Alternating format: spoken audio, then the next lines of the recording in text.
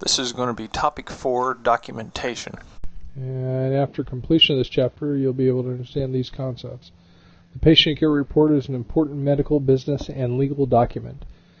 The patient care report is a part of quality assurance and performance and improvement program. Different formats available for documentation that focuses on the precise reflection of the events that occurred. Special incidents such as disasters that require special reports. And the overall purpose of EMS documentation is sixfold. And one, it's a representation of the patient's medical care, part of the medical record, a quality assurance tool to be sure that things were done appropriately, a business record, a research document, especially if the patient's conditions were under research at that time, and a legal record. Figure 19.1, physicians using a pre-hospital care records to obtain information that might otherwise be unavailable if you already had to go available and wasn't there. Figure 19.2, the pre-hospital patient care report is a legal document as well as a medical record. Elements of a PCR. PCR has many fields for data entry. Documentation standards. At a minimum, the paramedics should document the reason for the urgent transport of the patient to an emergency department, essentially a medical necessity. There's also something called a prudent layperson standard. Another person, not a physician, who was in the same or similar circumstances would think that it is appropriate to call EMS. Now, we don't always fit that category, but very simply, we do not have a full lab and the ability to draw blood work in the back of our ambulance as well. So, very simply, if it was an emergency to them, there's some legal ramifications there if we miss something during our assessment. Following a prescribed format, the paramedic should legibly write down his or her observations on the patient care record in black ink. Loss of information may cause harm, legibility is important, and slang and jargon are inappropriate. Errors or omissions. We should probably just draw a line through any kind of errors.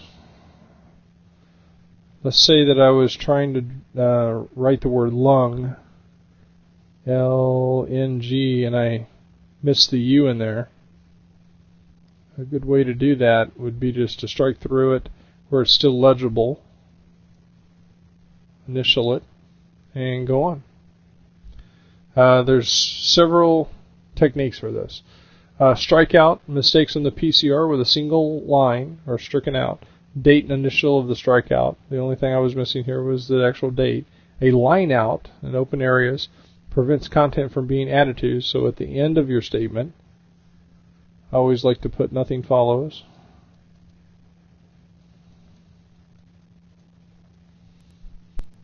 There should be only one author to a PCR, very simply. Some paramedics very simply sign out with time, date, and initial after the last entry. Indicates the PCR was written and completed by the person listed, in charge at the time and date listed. Upon regarding entire passages or entries with substantial errors, should be crossed out with a single slash. Revision should then be written on another page or on a continuation form with cross-references made.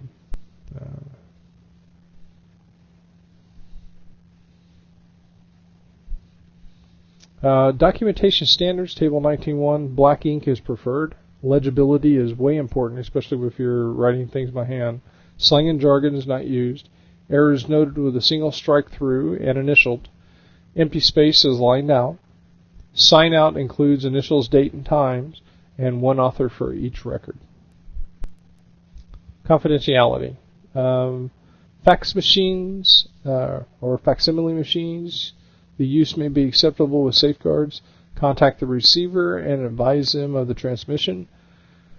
Recipient should respond with a verification receipt. If the PCR is inappropriately sent to the wrong address, a cover sheet should clearly indicate that the facsimile is confidential and ask that the receipt to destroy the copy.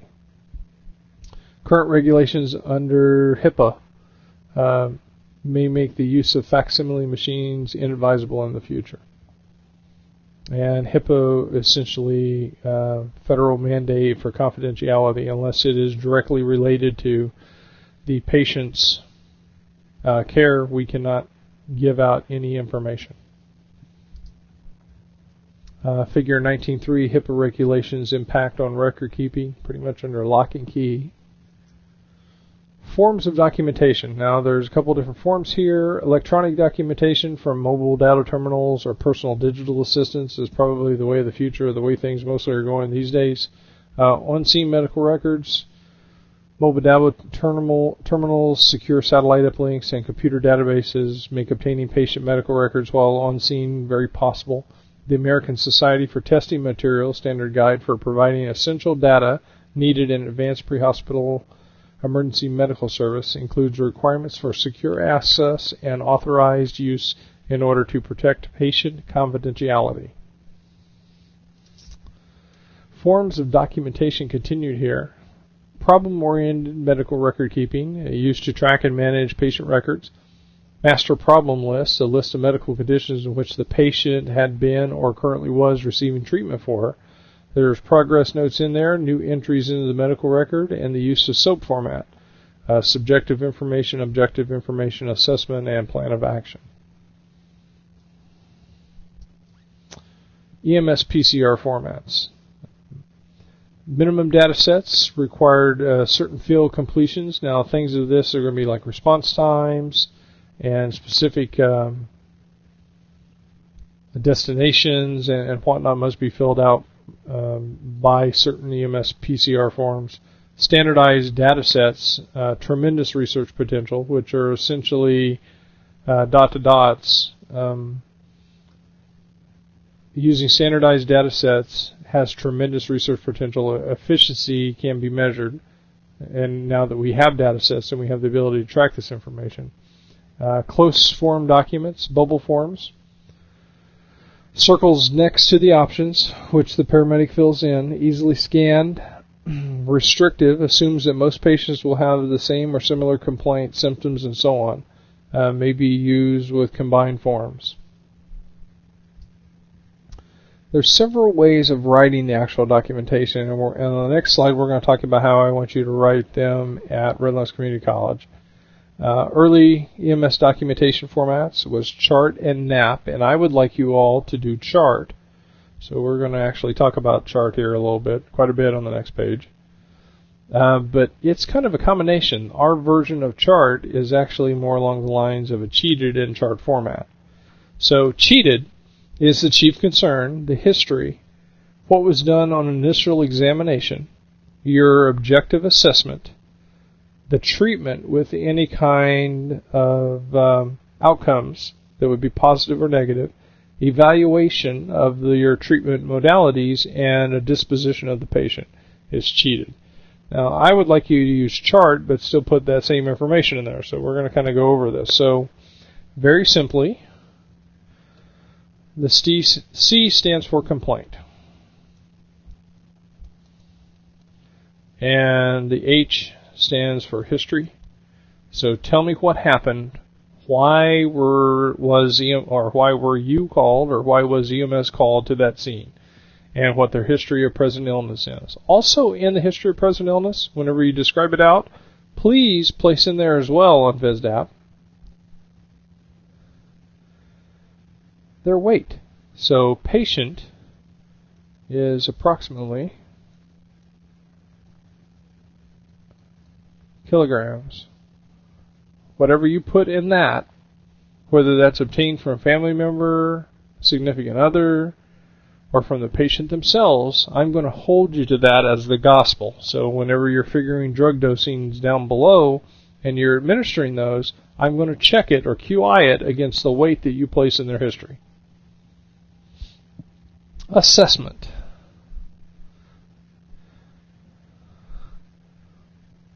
So complaint, history, assessment.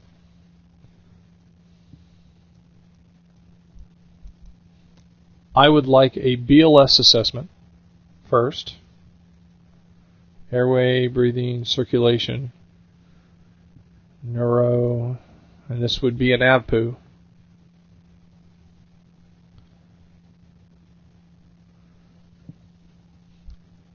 The secondary assessment starts off with the head. Head, ears, eyes, nose, throat. Anything that you needed to tell me about the head, ears, eyes, nose, and throat. Next thing I'd like to see is chest, back.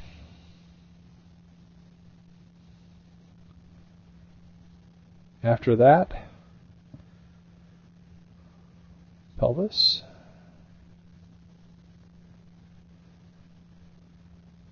Upper extremities. Lower extremities. All in the assessment. And any kind of pertinent negatives or pertinent positives that you might have found about any of those areas at that point. And I forgot right here, abdomen.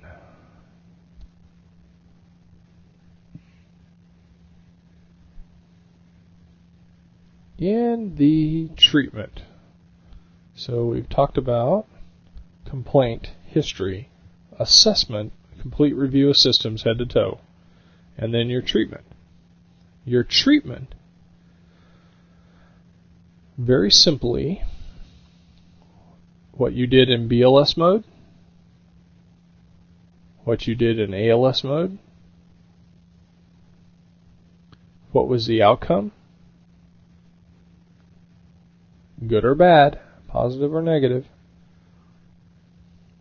and any adjustment.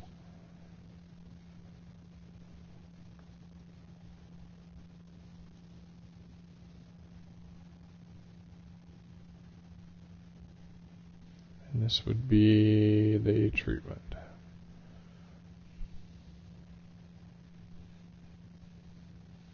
Transport, which is the T, so we went through all of these at this point. Tell me how the patient was transported. Tell me how many straps you had on them. If there is anything eventful that occurred during the transport, as far as an operational standpoint. I moved patient from point A to point B without any incident whatsoever. Times 5 straps. Report was given to RN such and such at whatever medical center, and patient was left in care of staff. Be sure and also have a signature, blah, blah, blah, blah, blah, of your actual person receiving the report from you.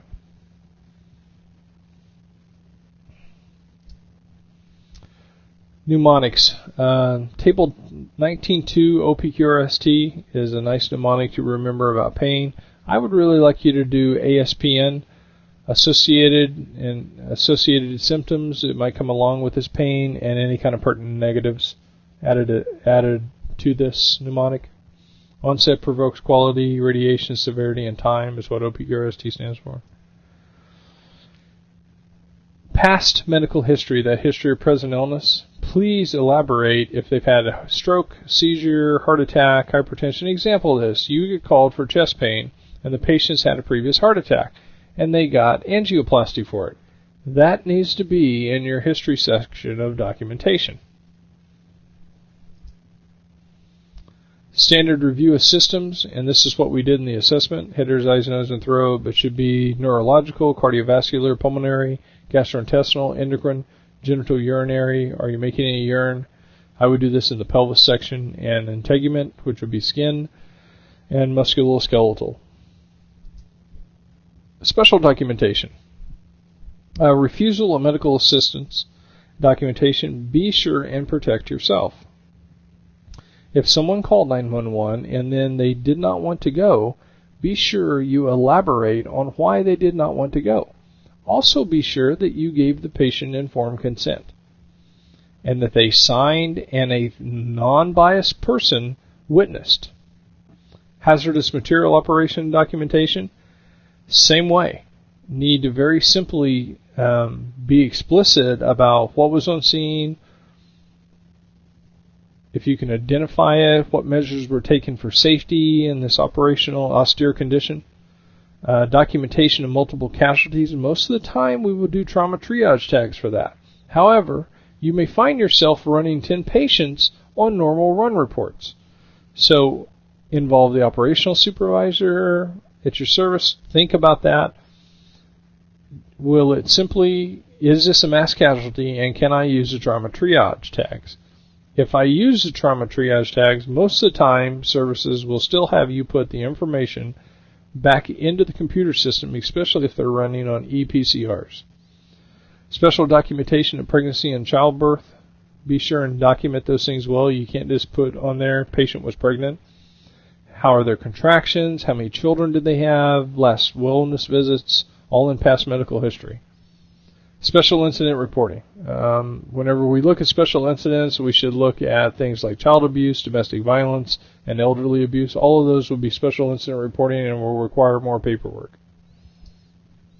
Legal proceedings. The paramedic may be called upon to provide special documentation if they witness a crime or named as a party in a negligence claim. Documents include an affidavit, a deposition, and a transcript. An affidavit is essentially a sworn statement about the events surrounding the incident. A deposition is a testimony of a witness in a setting outside of a court where attorneys from both parties can interrogate the witness. And a transcript is a word-for-word account that's then produced for the use of the lawsuit and may be submitted into evidence in a court of law. In conclusion, documentation is an important aspect of EMS. Quality of patient care and the paramedic's professionalism is often reflected in the PCR. The beneficial nature of a PCR is a function of its ability to communicate the message the sender intended for the receiver. Paramedic can expect success with her documentation by learning correct medical terminology and abbreviations, reporting thoroughly but consistently while utilizing a charting format consistently. Whatever format that you pick now is the same format that you need to continuously use later. I've used the same format for many years. If you have any questions concerning this topic, feel free to contact me. My name is Roy Smith, SmithR at SamaritanEMSOK.com or 405-492-8243. Thank you.